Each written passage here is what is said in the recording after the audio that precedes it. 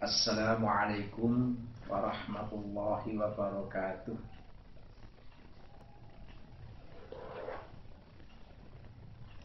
Bismillah, alhamdulillah, wassalatu wassalamu ala rasulillah, amma ba'du. Anak-anakku, ini adalah pelajaran darling yang nanti akan saya bacakan dan dibuka pasal tentang pengurusan jenazah. Faslun wa yalzamu fil mayyit. Ila hadratin Nabi Mustafa Sayyidina wa Maulana Muhammadin sallallahu alaihi wasallam wa ila hadrati muallifi hadzal kitab wa ila jami masyayikhina wa asatidina wa jami'il muslimin. Al-Fatihah.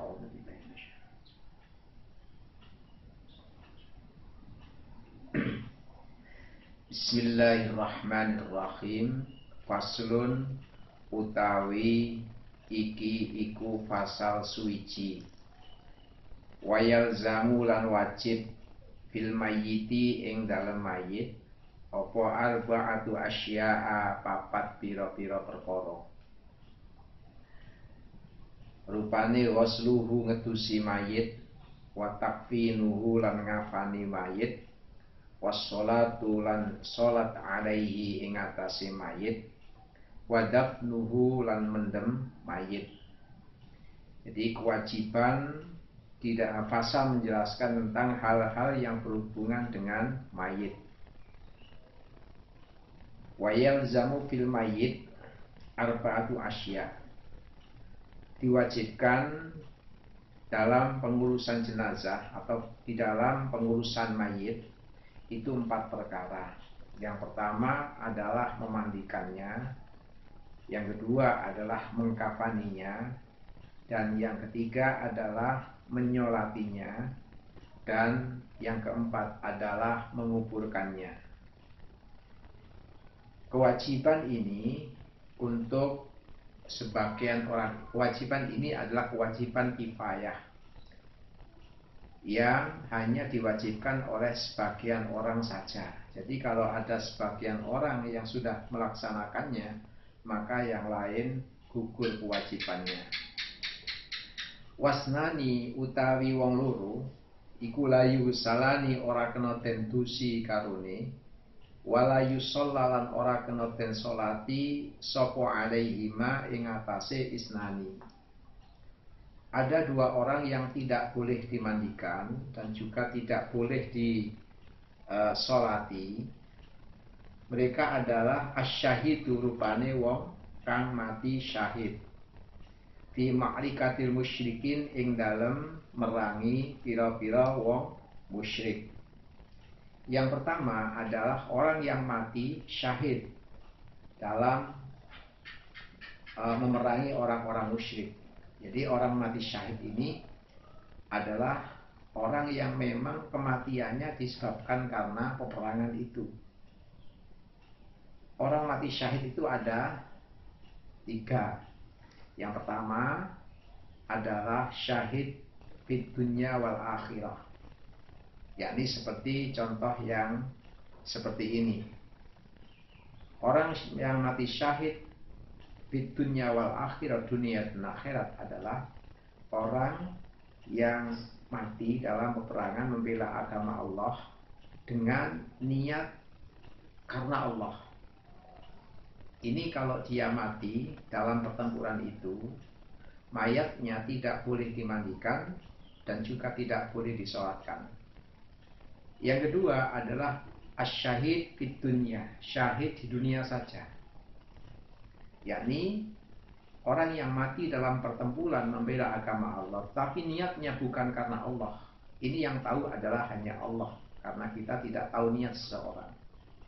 Maka mayatnya sama, tetap tidak boleh dimandikan, tidak boleh disolati.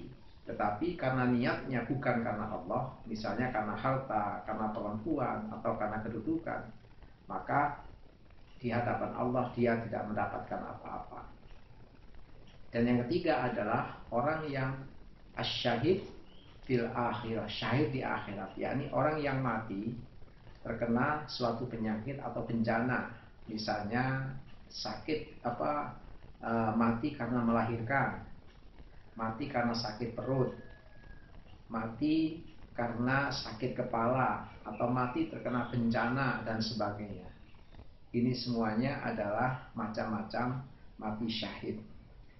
Kalau dia mati, maka di dunia dia wajib dimandikan, wajib dikafani, wajib disolati, dan wajib dikuburkan sebagaimana mestinya.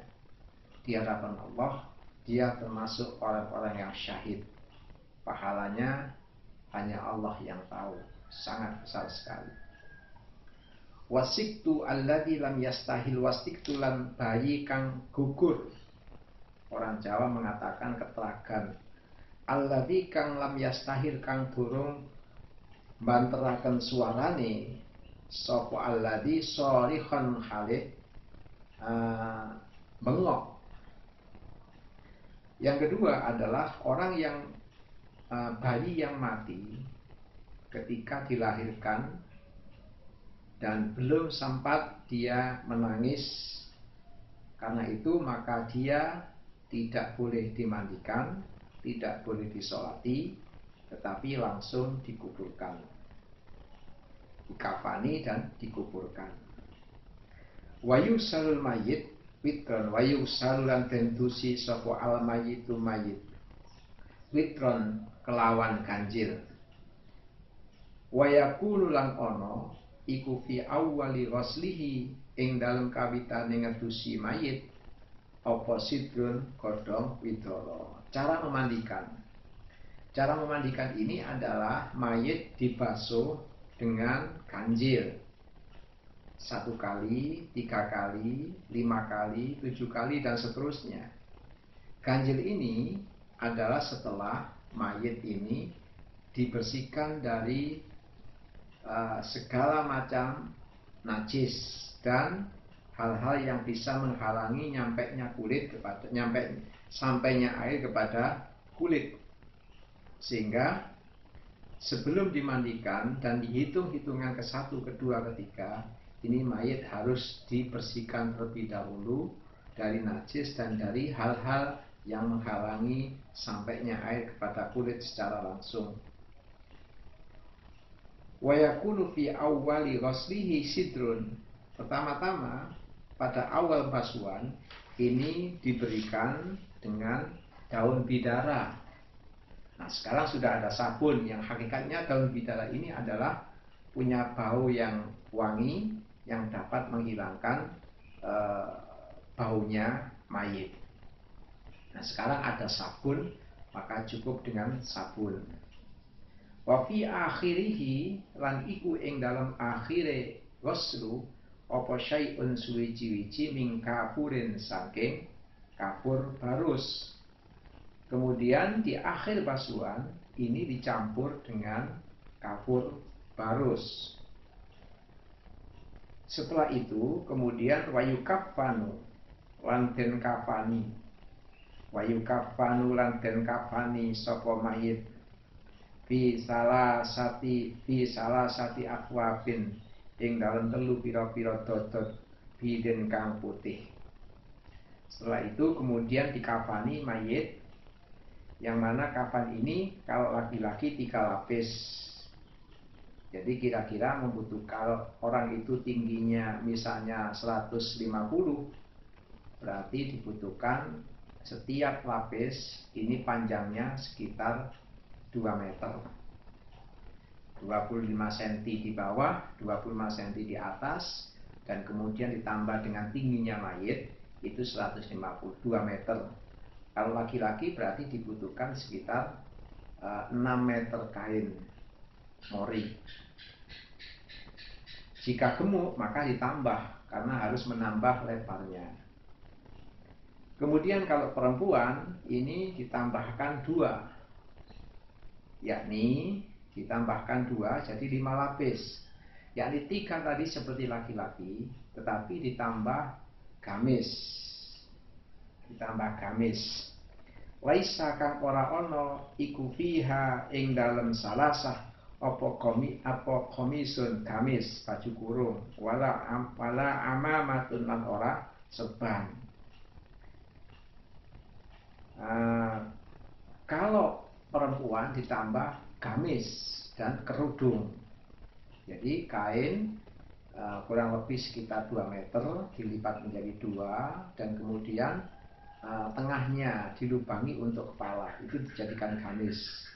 Dan kemudian kerudungnya butuh sekitar 75 cm lah, dilipat 2 dijadikan jilbab sebagaimana umumnya orang perempuan memakai jilbab.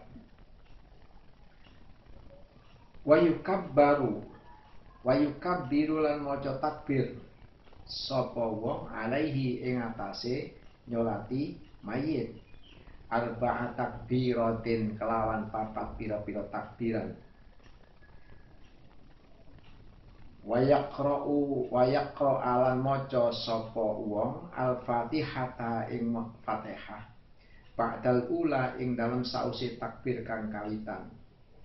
Wa yusolli lan maca selawat sapa wong ala nabi ing atase Kanjeng Nabi sallallahu alaihi wasallam ba'da tsaniyati ing dalem sause takbir kang kaping pindho. Wa yad'u lan donga sapa wong lil mayyiti krana mayit ba'da tsalisati ing dalem sause takbir kang kaping 3. Wa huwa utawi donga iku Allahumma inna hadza abduka wa ibnu abdaika kharaja min rauhid dunya wa sa'atiha wa mahbubih wa hibbaihi fiha ila dhulmatil qabri wa ma huwa laqihi kana yashhadu an la ilaha illa anta wahdak la syarika lak wa anna muhammadan abduka rasuluka wa anta a'lamu bihi minna Allahumma innahu nazala bika wa anta khairu manzulin bih wa astaha faqiran ila rahmatik wa anta ghaniyun an adabih wa qad ji'naka raghibina ilaika syufa'a lahu Allahumma in kana muhsinan fazid fi ihsanih wa in kana musian fatajawaz anhu wa laqihi birahmatika ridhaka wa qihi fitnatul qabri wa adabahu wafsah lahu fi qabrihi wa jafil arda an jambaihi wa laqihi birahmatikal amna min adabika hatta tab'atahu aminan ila jannatika birahmatika ya arhamar rahimin. Itu doanya. Wa yaqulu lan ngucap sapa wong firrabi'ati ing dalem takbir kang kaping 4 Allahumma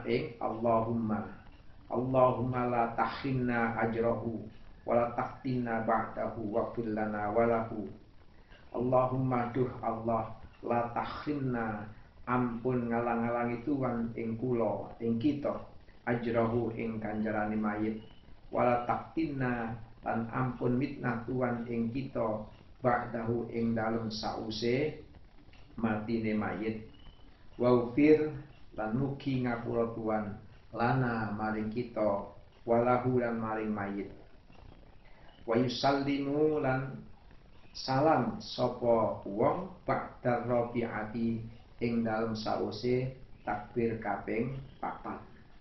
Nah, ini adalah cara-cara menyolati. Setelah dikafani mayit, ini kemudian sebagian orang-orang muslim atau sebagian orang-orang muslim baik saudaranya, temannya, ini fardu kifayah, hanya sebagian melaksanakan sholat untuk mayit.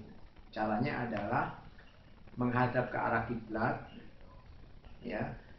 Kalau mayit itu laki-laki, diusahakan yang paling baik itu kepalanya di sebelah selatan. Sedangkan sholatnya imamnya berada tepat pada pundaknya.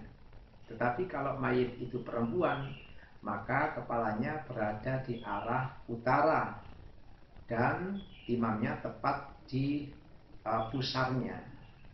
Tepat di pusarnya. Kemudian niat Bismillahirrahmanirrahim usolli ala hadal mayyiti kalau laki-laki, usolli ala hadal mayyiti arba'a takbiratin fardhu kifayatin imaman lillahi ta'ala. Allahu Akbar. Setelah Fatihah kemudian baca, kemudian takbir lagi Allahu Akbar, kemudian membaca Allahumma sholli ala sayyidina Muhammad wa ala ali sayyidina Muhammad, dan takbir lagi Allahu Akbar, kemudian membaca Allahumma fillahu warhamhu wa'afihi wa'fu anhu. Kalau perempuan Allahumma fillaha warhamha wa'afiha wa'fu anha. Kemudian takbir yang keempat atau yang terakhir Allahu Akbar, doa Allahumma latahina ajrahu wa latahina ba'dahu wa fillana walahu. Kalau perempuan Allahumma fillaha warhamha wa Allahumma latahina ajraha wa latahina ba'daha wa fillana walaha. Assalamualaikum warahmatullahi wabarakatuh. Assalamualaikum warahmatullahi wabarakatuh. Setelah pelaksanaan salat selesai, kemudian baru penguburan jenazah. Wa yudfanu lan den kubur sapa mayit bilahdin ing dalem luang landak. Mustaqbilal kiblati halih madhep kiblat. Wa yusallu lan den angkat. Wa yusallu lan den angkat sapa mayit mingki bali roksihi saking arah sirai mayit. Salan kelawan ngangkat temenan birifkin kelawan alus. Wa yaqulu lan ngucap sapa alladzi wong yulhiduhu kang landak sapa wong ing mayit, bismillah wa ala millati Rasulillah sallallahu alaihi wasallam. Wa yuja'u lan den elingaken sapa mayit fil qabri ing dalam kuburan ba'da ayyu ammaka ing dalam sause yen to den jeroaken apa kubur qomatan kelawan sak dedeg wabastotan lan sak pengawe. Cara menguburkannya yakni mayit ini diletakkan secara perlahan, ya. Setidaknya ada 3 orang yang di bawah kuburan itu untuk untuk memegang, meletakkan mayit pada liang lahat, dan pada sisi kepalanya itu diangkat sedikit supaya tidak nengkleng mayitnya, dan kemudian diganjal dengan tanah. Mayat ini diiringkan ke arah kiblat, dihadapkan ke arah kiblat, kemudian pipinya dikeluarkan, ditempelkan sunnah di atas, bertemu langsung dengan tanah, sambil mengatakan bismillah wa ala millati Rasulillah sallallahu alaihi wasallam. Setelah itu disunahkan di dalam ahli sunnah yakni adzan, ya, diadzani entah anaknya entah saudaranya yang adzan, ya, kemudian diqomati sekalian. Wa yuja'u fil qabri wa yuja'u, kemudian mayat diiringkan, tadi sudah diiringkan di dalam kuburan, dan kedalaman kuburan, ya, ini hendaknya itu setinggi manusia dewasa ditambah dengan 1 hasta, ya, sak dedeg sak pengawe wong Jawa nek ngarani. Wa yustahulan den rataaken opal qabul kuburan, kuburannya diratakan, tidak diunduk-unduk. Itu sekiranya tanahnya tidak tanah yang tanah yang sehat. Kalau biasanya tanahnya itu nanti akan merata, maka ya diunduk-unduk supaya nanti terkena air hujan itu biar rata. Ya, kalau di Arab kan memang tidak ada hujan, jarang sekali hujan, jadi tetap diratakan. Kalau di sini ya diunduk-unduk, karena diunduk-unduk nanti akan rata dengan sendirinya. Wala yubna lan ora den bangun apa alaihi kubur, wala yujassosu lan ora kena den gamping. Kuburan yang ada di tempat umum, maksudnya di kuburan umum ini tidak boleh dibangun. Wong Jawa yang ngarani dikecing, ini nggak boleh. Karena akan mempersempit lokasi kuburan. Jadi tidak boleh dikecing, tidak boleh dibangun dengan batu bata atau dibangun dengan kecing yang biasa dibeli. Jadi biasa saja biarkan. Wala baksa bil bukai, wala baksalan ora bahaya iku maujud bil bukai kelawan nangis alal mayiti ing atase mayit.